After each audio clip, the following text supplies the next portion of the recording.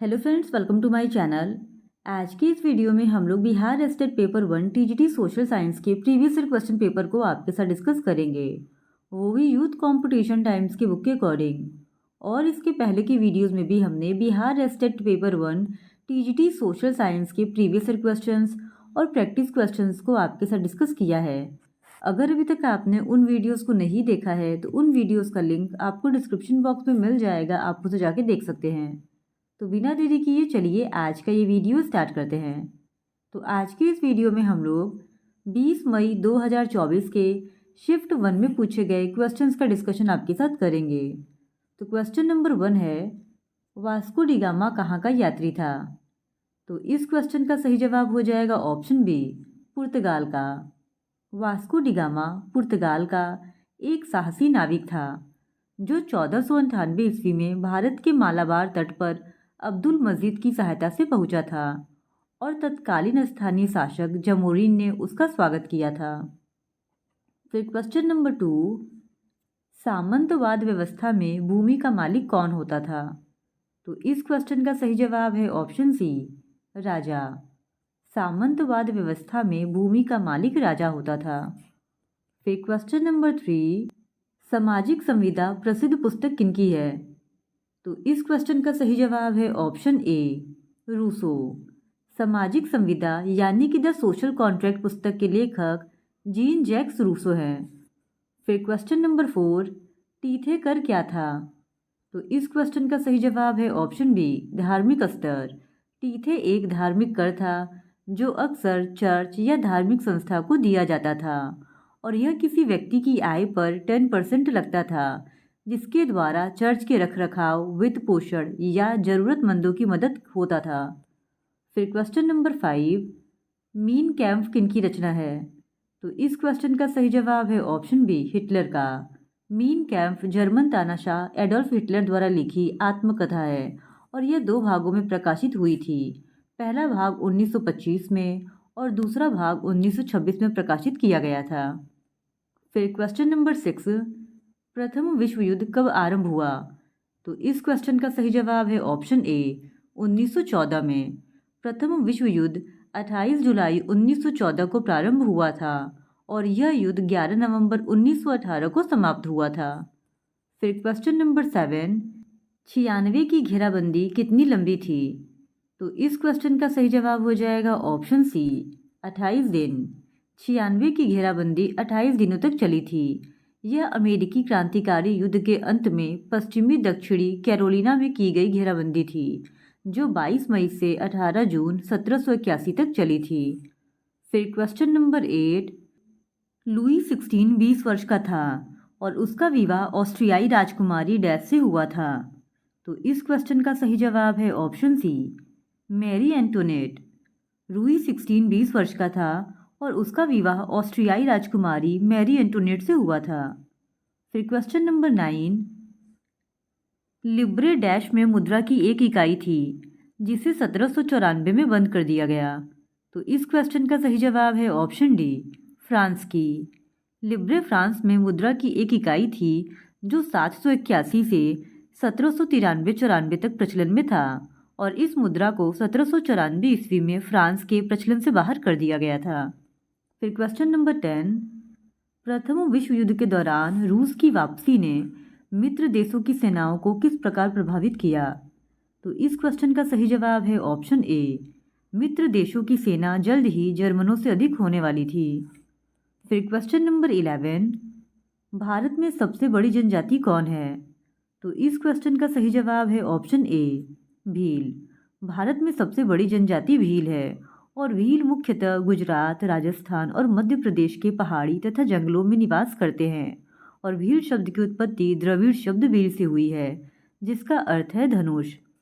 फिर question number 12, औपनिवेशिक काल के दौरान भारत में वन संसाधनों के दोहन में किस यूरोपीय शक्ति ने महत्वपूर्ण भूमिका निभाई? तो इस क्वेश्चन का सही जवाब है ऑप्शन डी, ब्रिटेन। औपनिवेशिक काल के दौरान भारत में वन संसाधनों के दोहन में यूरोपीय शक्ति के रूप में ब्रिटिश सरकार ने महत्वपूर्ण भूमिका का निर्वहन किया था। ब्रिटिश सरकार के द्वारा रेलवे, जहाज निर्माण और अन्य निर्माण के लिए लगने वाली लकड़ी साथ ही अन्य वन संसाधनों का बड़े पैमाने पर कटाई की गई थी। फिर क्वेश्चन नंबर 13, भारत में ब्रिटिश औपनिवेशिक शासन के दौरान पारित वन अधिनियम 1927 का मुख्य उद्देश्य क्या था? तो इस क्वेश्चन का सही जवाब है ऑप्शन डी, वनों पर नियंत्रण को और कड़ा करना और व्यावसायिक हितों के लिए उनके उपयोग को विनियमित करना। भारत में ब्रिटिश औपनिवेशिक शासन के दौरान पारित वन अधिनियम 1927 का मुख्य उद्देश्य वनों पर नियंत्रण को और कड़ा करना और व्यावसायिक हितों के लिए उनके उपयोग को विनियमित करना था और इस अधिनियम के द्वारा वनों के प्रबंधन और नियंत्रण को मजबूत करना था। फिर क्वेश्चन नंबर 14, भारत के अधिकांश क्षेत्रों में महिलाओं को भूमि के स्वामित्व से बाहर क्यों रखा गया है? तो इस क्वेश्चन का सही जवाब है ऑप्शन बी, पितृवंशी रिश्तेदारी प्रणाली और विरासत के तरीके के कारण। भारत के अधिकांश क्षेत्रों में महिलाओं को भूमि के स्वामित्व से पितृवंशी रिश्तेदारी प्रणाली और विरासत के तरीके के कारण बाहर रखा गया था। फिर क्वेश्चन नंबर 15, डैश ग्रामीण समाज में संपत्ति का सबसे महत्वपूर्ण संसाधन और रूप है? तो इस क्वेश्चन का सही जवाब हो जाएगा ऑप्शन ए, कृषि भूमि। ग्रामीण समाज में संपत्ति का सबसे महत्वपूर्ण संसाधन और रूप कृषि भूमि है और यह ग्रामीण परिवारों के जीवन का प्राथमिक साधन है। फिर क्वेश्चन नंबर 16, मूंगफली का दूसरा सबसे बड़ा उत्पादक है? तो इस क्वेश्चन का सही जवाब है ऑप्शन बी, राजस्थान। मूंगफली का दूसरा सबसे बड़ा उत्पादक राज्य राजस्थान है। फिर क्वेश्चन नंबर 17, निम्नलिखित में से कौन सी फसल भोजन और चारे के रूप में प्रयोग की जाती है? तो इस क्वेश्चन का सही जवाब हो जाएगा ऑप्शन सी, मक्का। मक्का फसल भोजन और चारे के रूप में प्रयोग की जाती है और यह एक खरीफ की फसल है जो 21 डिग्री सेल्सियस से 27 डिग्री सेल्सियस तापमान में और पुरानी जलोढ़ मिट्टी पर अच्छी प्रकार से उगाई जाती है। फिर क्वेश्चन नंबर 18, संयुक्त राष्ट्र संघ की कितनी आधिकारिक भाषाएं हैं? तो इस क्वेश्चन का सही जवाब है ऑप्शन बी, 6। संयुक्त राष्ट्र के विभिन्न अंग हैं और इन अंगों में आधिकारिक रूप से 6 भाषाओं का उल्लेख किया गया है और ये 6 भाषाएं अरबी, चीनी, अंग्रेजी, फ्रेंच, रूसी और स्पेनिश हैं। फिर क्वेश्चन नंबर 19, निम्नलिखित में से कौन राष्ट्र संघ के भीतर एक संगठन नहीं था? तो इस क्वेश्चन का सही जवाब हो जाएगा ऑप्शन बी, अंतर्राष्ट्रीय सैन्य बोर्ड। अंतर्राष्ट्रीय सैन्य बोर्ड राष्ट्र संघ के भीतर एक संगठन नहीं था। फिर क्वेश्चन नंबर 20, बोर्बन राजवंश जिसे फ्रांसीसी क्रांति के दौरान अपदस्थ कर दिया गया था को डैश की संधि पर हस्ताक्षर करके बाद में सत्ता में बहाल किया गया था? तो इस क्वेश्चन का सही जवाब हो जाएगा ऑप्शन ए, वियना। बोर्बन राजवंश जिससे फ्रांसीसी क्रांति के दौरान अपदस्थ कर दिया गया था को वियना की संधि जो कि 1815 में हुई थी उस पर हस्ताक्षर करके बहाल किया गया था और फ्रांस में बोर्बन राजवंश फ्रांसीसी क्रांति और नेपोलियन युद्धों के दौरान अपदस्थ किए गए थे। फिर क्वेश्चन नंबर 21, किस साल में रूस में जॉरिस्ट सत्ता का पतन हुआ? तो इस क्वेश्चन का सही जवाब हो जाएगा ऑप्शन सी, 1917 में।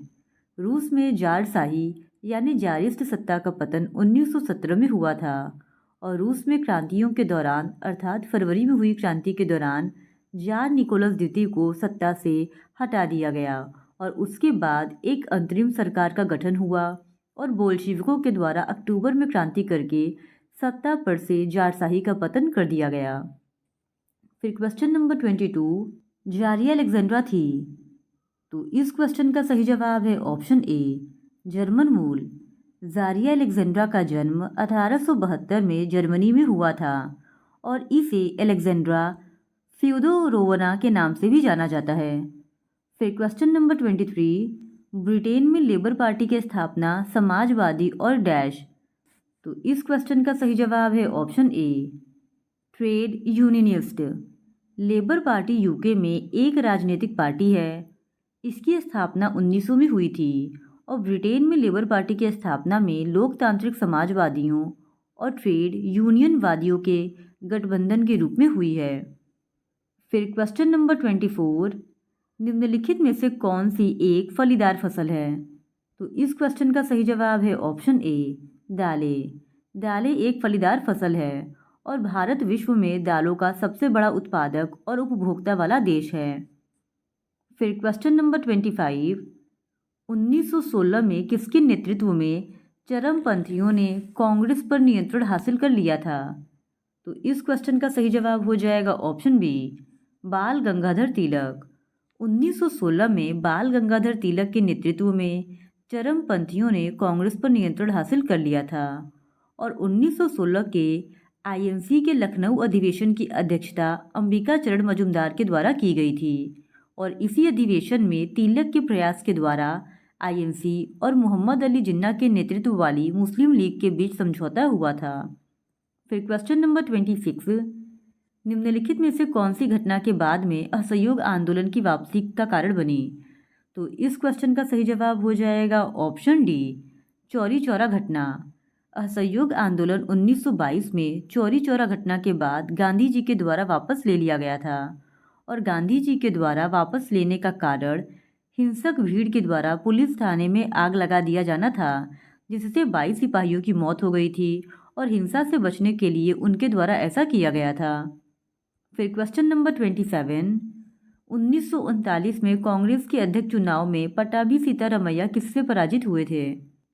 तो इस क्वेश्चन का सही जवाब है ऑप्शन डी, सुभाष चंद्र बोस। भारतीय राष्ट्रीय कांग्रेस का 1939 का अधिवेशन त्रिपुरी यानी मध्य प्रदेश में हुआ था और इस अधिवेशन में अध्यक्ष चुनाव में पट्टाभी सीतारमैया को सुभाष चंद्र बोस के द्वारा पराजित किया गया था। फिर क्वेश्चन नंबर 28, औद्योगिक क्रांति सर्वप्रथम किस देश में हुई है? तो इस क्वेश्चन का सही जवाब है ऑप्शन ए, इंग्लैंड में। औद्योगिक क्रांति सर्वप्रथम इंग्लैंड में हुई और यह 18वीं शताब्दी के अंत में शुरू हुई थी। फिर क्वेश्चन नंबर 29, बाड़ाबंदी आंदोलन कहाँ हुआ? तो इस क्वेश्चन का सही जवाब है ऑप्शन सी, इंग्लैंड में।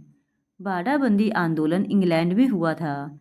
इसमें पारंपरिक रूप से साझा की गई भूमि को निजी बाड़ों के साथ घेर दिया गया, जिससे निजी स्वामित्व में परिवर्तन आ गया और यह बाड़ाबंदी सामुदायिक स्वामित्व से निजी स्वामित्व में महत्वपूर्ण भूमिका निभाई।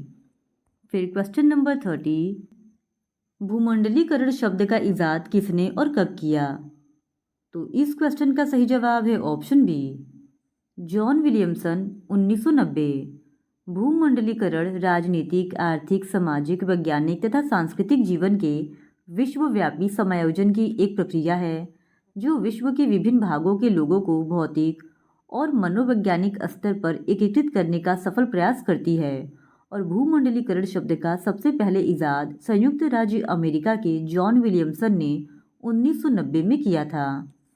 फिर क्वेश्चन नंबर 31, रेशम मार्ग कहाँ से आरंभ होता था? तो इस क्वेश्चन का सही जवाब है ऑप्शन बी, चीन। रेशम मार्ग चीन के उत्तर मध्य भाग स्थित शियोन से आरंभ होता था और यह मार्ग चीन की महान दीवार के साथ पश्चिम की ओर अफगानिस्तान से होते हुए लेवेंट और अनातोलिया तक फैला है। फिर क्वेश्चन नंबर 32, भारत में प्रेस का जनक किसे कहा जाता है? तो इस क्वेश्चन का सही जवाब है option C, James Augustus Hicky को। भारत में प्रेस का जनक जेम्स ऑगस्टस हिक्की को माना जाता है। हिक्की ने कलकत्ता जनरल एडवर्टाइजर के साथ मिलकर बंगाल गजट, जो भारत का पहला समाचार पत्र था, उसका प्रकाशन 1780 में किया था और हिक्की एक ब्रिटिश नागरिक थे। फिर क्वेश्चन नंबर 33, जापान में छपाई की तकनीक किनके द्वारा लाई गई?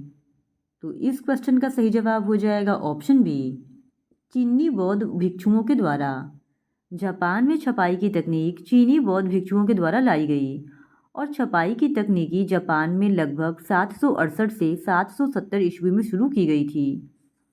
फिर क्वेश्चन नंबर 34, छापा खाना का आविष्कार किसने किया?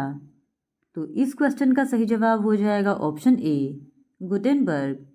छापा खाना का आविष्कार जर्मनी निवासी जोहान गुटेनबर्ग के द्वारा किया गया था और मुद्रण क्रांति की शुरुआत 1440 के आसपास चल प्रकार के ब्रिटिश प्रेस से मानी जाती है। फिर क्वेश्चन नंबर 35, निम्नलिखित में से किस नवाचार ने बुनकरों को उत्पादकता बढ़ाने और मील क्षेत्र के साथ प्रतिस्पर्धा करने में मदद की? तो इस क्वेश्चन का सही जवाब हो जाएगा ऑप्शन बी, फ्लाइंग शटल। फिर क्वेश्चन नंबर 36, निम्नांकित में कौन सार्क का सदस्य नहीं है?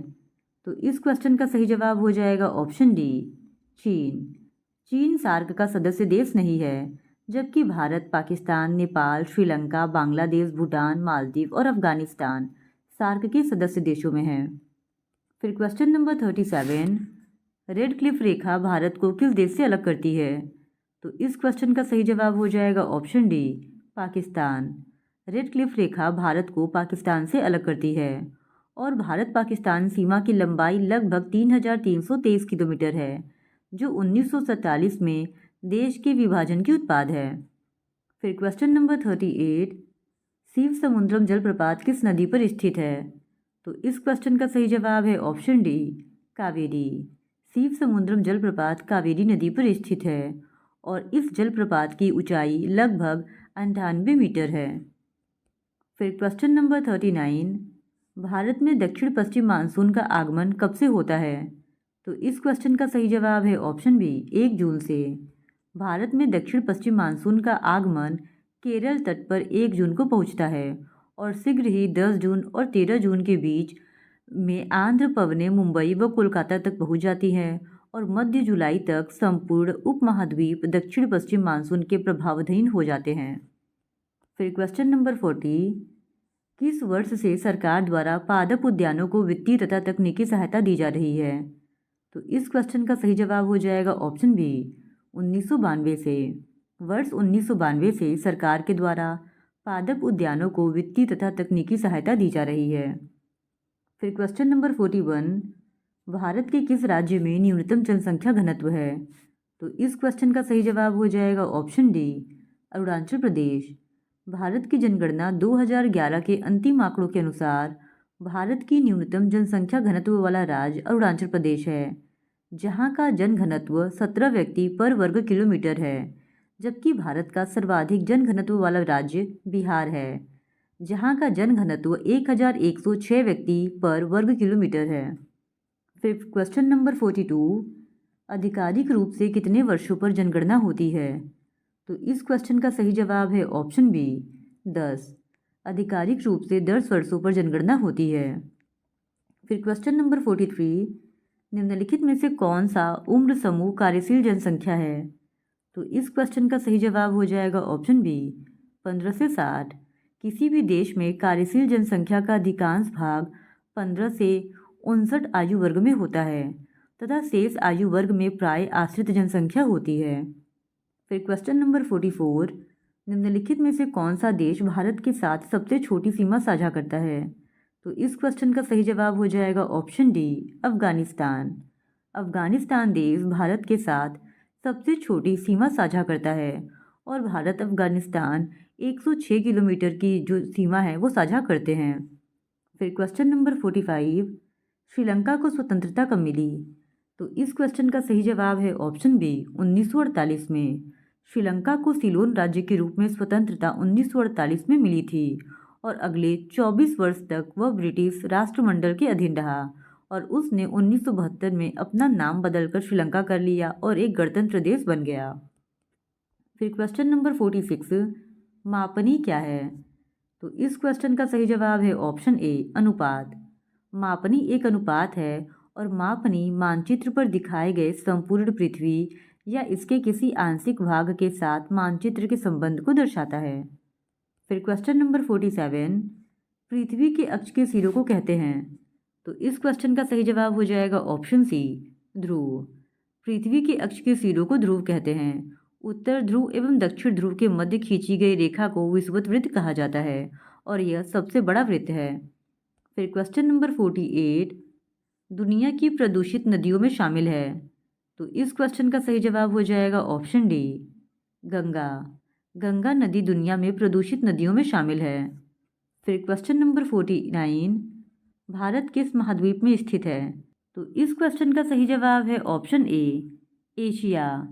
भारत एशिया महाद्वीप में स्थित है और पृथ्वी पर 7 प्रमुख महाद्वीप हैं जो विस्तृत जलराशि के द्वारा एक दूसरे से अलग हैं और ये महाद्वीप एशिया, यूरोप, अफ्रीका, उत्तरी अमेरिका, दक्षिणी अमेरिका, ऑस्ट्रेलिया एवं अंटार्कटिका हैं। फिर क्वेश्चन नंबर 50, झारखंड, छत्तीसगढ़ और मध्य प्रदेश राज्य खनिजों और डैश में समृद्ध है। तो इस क्वेश्चन का सही जवाब हो जाएगा ऑप्शन ए कोयला। झारखंड, छत्तीसगढ़ और मध्य प्रदेश राज्य खनिजों और कोयला में समृद्ध है और भूवैज्ञानिकों के अनुसार खनिज एक प्राकृतिक रूप से विद्यमान समरूप तत्व है जिसकी एक निश्चित आंतरिक संरचना होती है। तो आज के लिए बस इतना ही। बाकी के बचे हुए क्वेश्चंस का डिस्कशन हम लोग इस वीडियो के नेक्स्ट पार्ट में आपके साथ करेंगे। और अगर आप बिहार स्टेट पेपर 2 के टीजीटी एसएसटी के इसी तरह और भी प्रीवियस ईयर क्वेश्चंस को देखना चाहते हैं तो please do subscribe to my channel and like this video. Thank you very much.